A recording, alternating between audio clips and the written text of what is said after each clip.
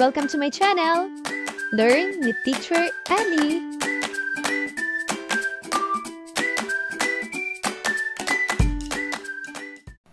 Grade 2, Revised K-12 Curriculum, Quarter 2, Good Manners and Right Conduct, Week 1, Day 2. Mga layunin. Pagkatapos ng aralin, ang mga mag-aaral ay inaasahang napahahalagahan ang sariling kakayahan o talento sa tulong ng pamilya ay nakalilinang sa taglay na kalakasan tungo sa pagkakaroon ng tiwala sa sarili. At naipaliliwanag na ang pagkilala ng sariling kakayahan o talento sa tulong ng pamilya ay nakalilinang sa kanyang taglay na kalakasan tungo sa pagkakaroon ng tiwala sa sarili. Ngayon ay maglaro tayo. Handa na ba kayo? Ang pamagat ng ating laro ay Copycat. Narito ang mga panuto. Una, magpapakita ang guro ng mga video o larawan na ginagabayan ng ama na maglaro ng basketball ang kanyang anak o ginagabayang kumanta ni nanay ang kanyang anak. At ginagabayang sumayaw ni ate o kuya ang kanyang kapatid. Pangalawa, gagayahin ng mga mag-aaral ang ginagawa sa video o larawan sa loob ng 10 segundo lamang. Papalakpak ng 3 beses ang lahat ng bata sa kanilang aktibong pakikilahok.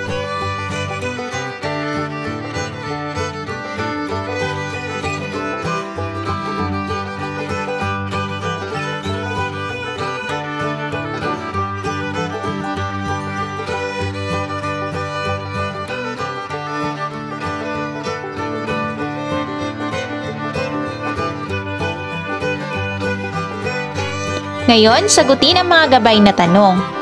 Ano ang ginagawa ng unang video, ikalawang video, at ikatlong video o larawan? Sino-sino ang gumagabay upang mapahusay ang kakayahan o talento ng mga batang nasa larawan? At pangatlo, paano nalilinang ang kakayahan o talento ng bata na nasa larawan?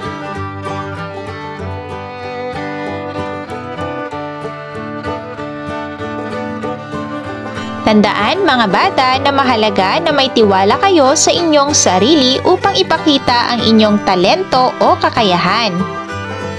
Sa araling ito, kayo ay inaasahang napahahalagahan ang sariling kakayahan o talento sa tulong ng pamilya ay nakalilinang sa taglay na kalakasan tungo sa pagkakaroon ng tiwala sa sarili.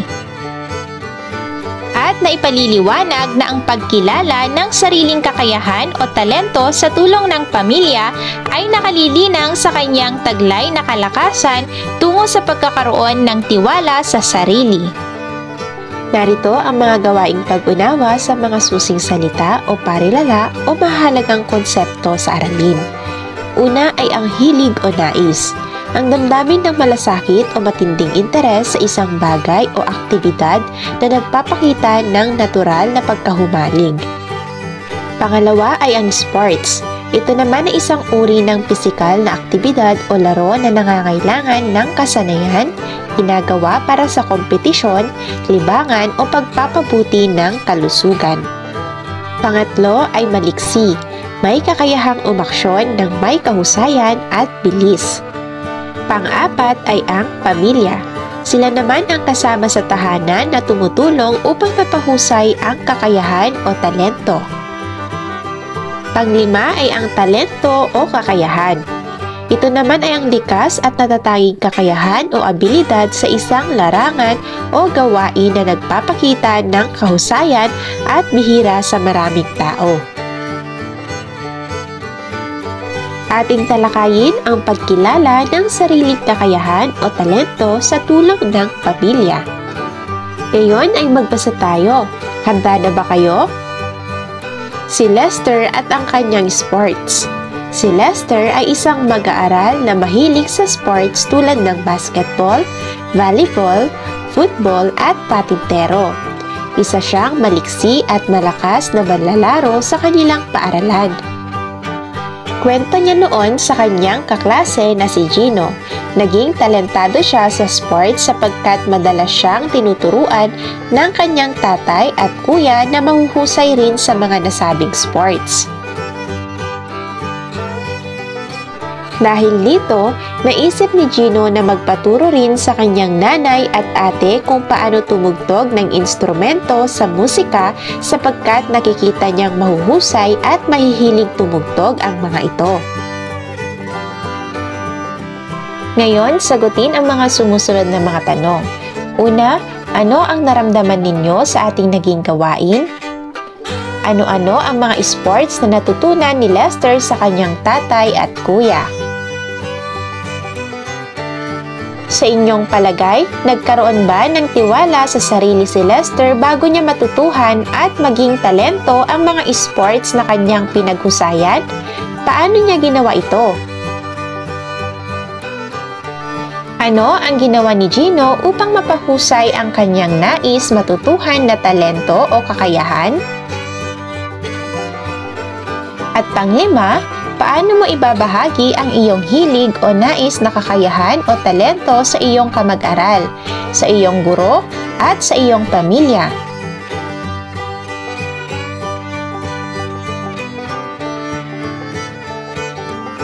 Tandaan mga bata na mahalaga na malaman ang ating mga kagustuhan, matutuhang kakayahan at talento na makilala ng lubos ang sarili at malilinang din ang may tiwala sa sarili. Sa pagkakataong ito ay magkakaroon tayo ng pangkatang gawain. Para sa unang pangkat, bilugan ang larawan ng batang may nais matutuhang kakayahan o talento.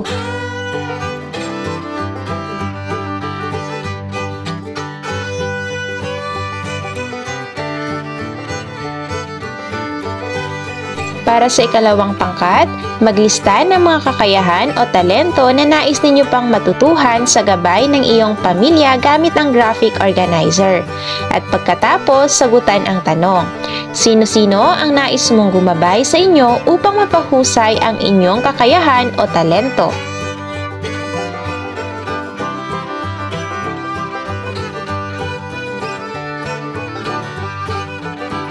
Para naman sa ikatlong pangkat, punan ang angkop na letra sapat lang upang mabuo ang salita na ayon sa kahulugan na babanggitin.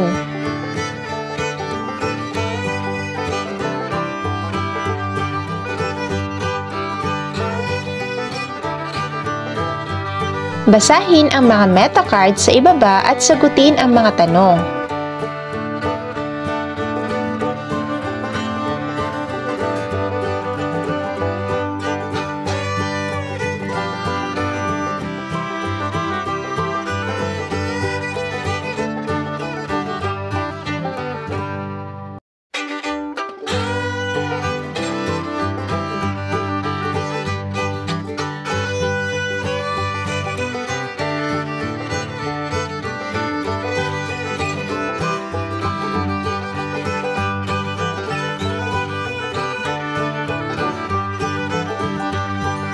Isulat sa inyong kwaderno ang check kung tama ang pahayag at X kung mali.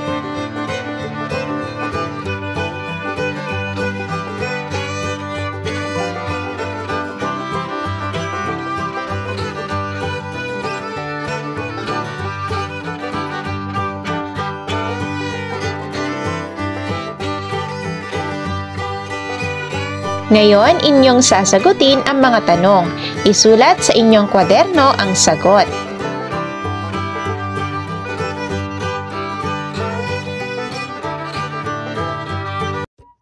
Thank you for watching!